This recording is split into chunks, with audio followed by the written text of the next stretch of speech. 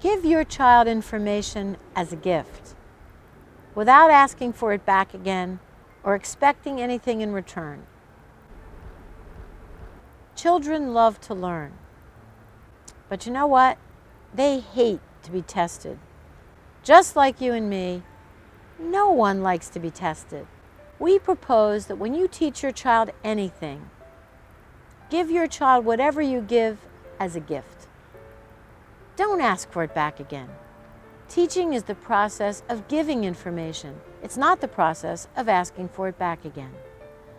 Too often in formal education, we were given information and then immediately asked for it back again. When this happens over and over again, as it does in school, the natural and joyous process of learning is crushed by the hateful process of testing. It turns out that mothers and fathers love to teach, and they don't really want to test.